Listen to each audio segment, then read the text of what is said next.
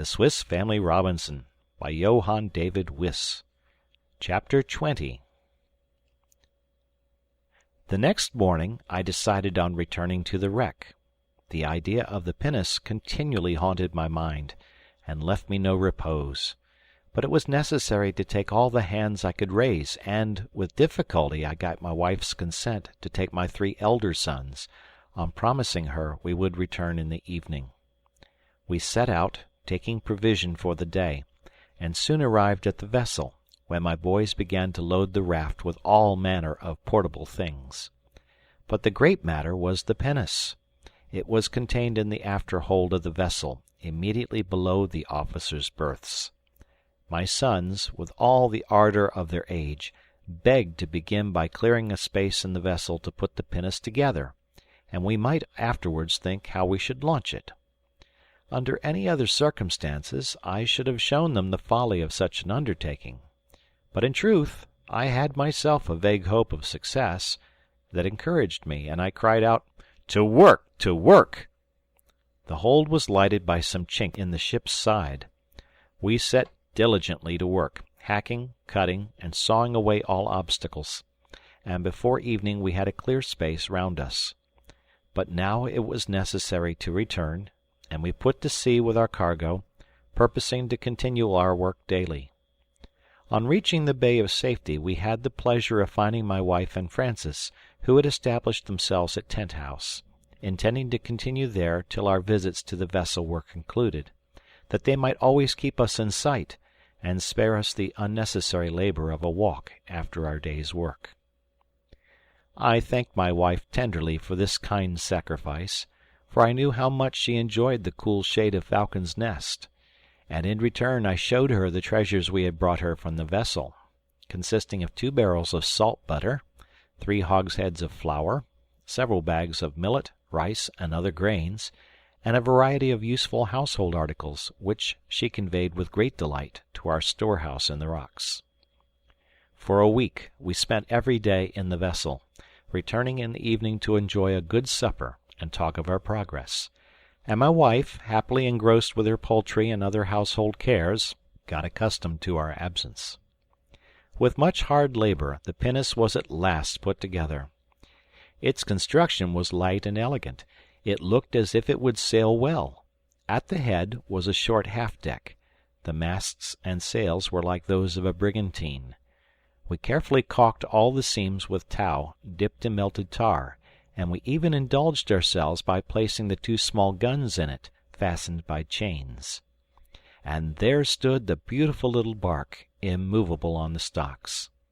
We admired it incessantly, but what could we do to get it afloat? The difficulty of forcing a way through the mighty timbers lined with copper that formed the side of the ship was insurmountable.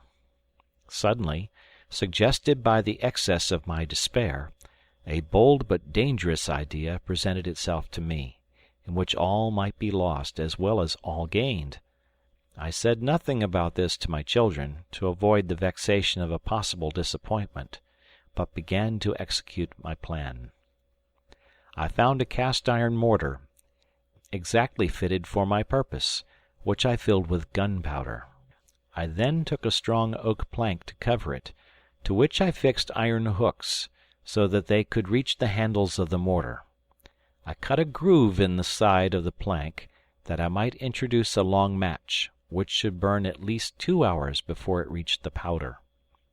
I placed the plank then over the mortar, fastened the hooks through the handles, surrounded it with pitch, and then bound some strong chains round the whole, to give it greater solidity. I proceeded to suspend this infernal machine against the side of the ship near our work, taking care to place it where the recoil from the explosion should not injure the pinnace.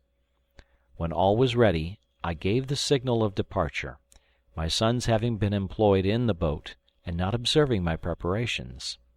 I remained a moment to fire the match, and then hastily joined them with a beating heart, and proceeded to the shore. As soon as we reached our harbor, I detached the raft, that I might return in the boat as soon as I heard the explosion.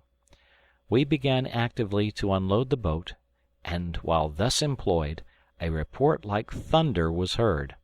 All trembled, and threw down their load in terror. "What can it be?" cried they.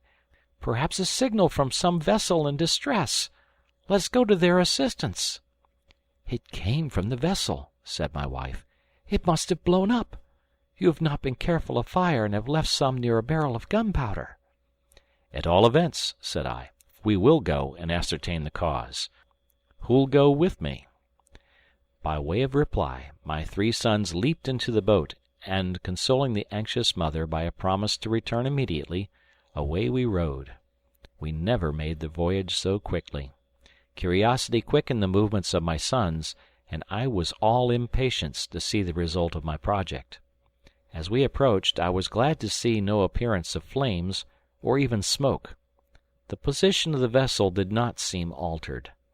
Instead of entering the vessel as usual, we rounded the prow and came opposite the other side. The greater part of the side of the ship was gone. The sea was covered with the remains of it. In its place stood our beautiful pinnace, quite uninjured, only leaning a little over the stocks. At the sight I cried out in a transport that amazed my sons, "Victory! Victory! The charming vessel is our own. It will be easy now to launch her." "Ah, I comprehend now," said Fritz. "Papa has blown up the ship. But how could you manage to do it so exactly?" I explained all to him, as we entered through the broken side of the devoted vessel. I soon ascertained that no fire remained, and that the pinnace had escaped any injury.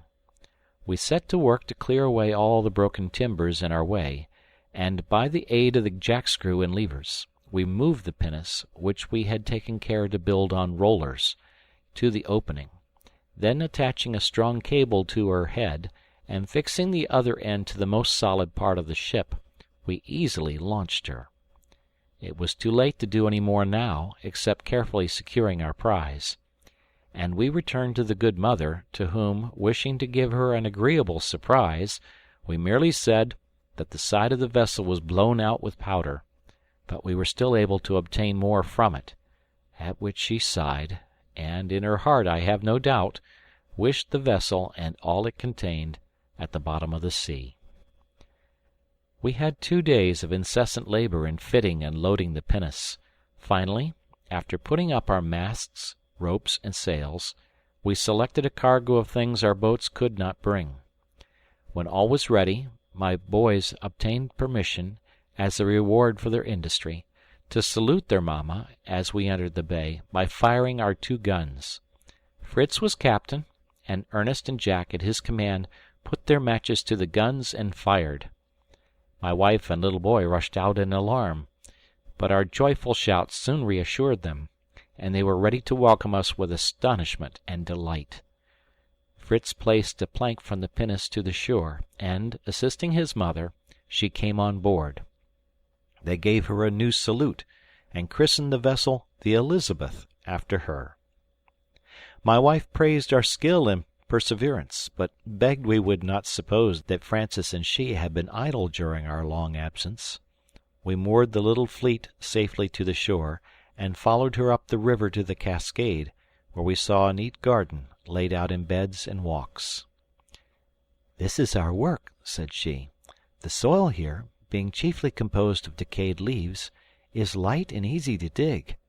There I have my potatoes, there manioc roots, these are sown with peas, beans, and lentils.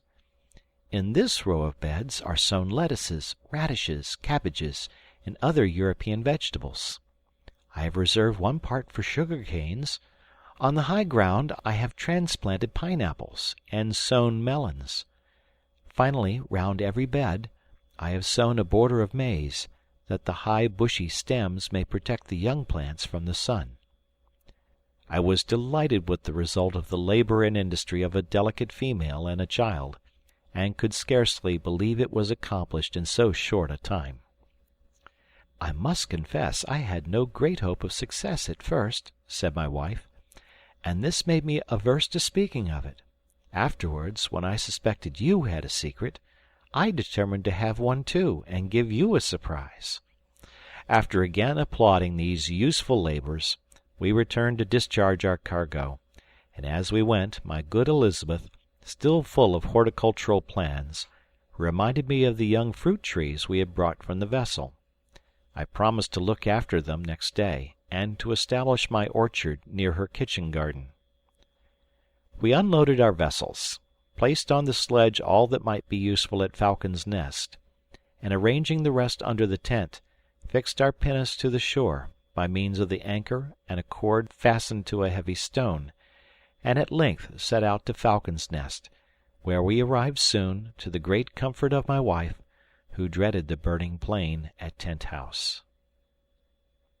End of chapter 20.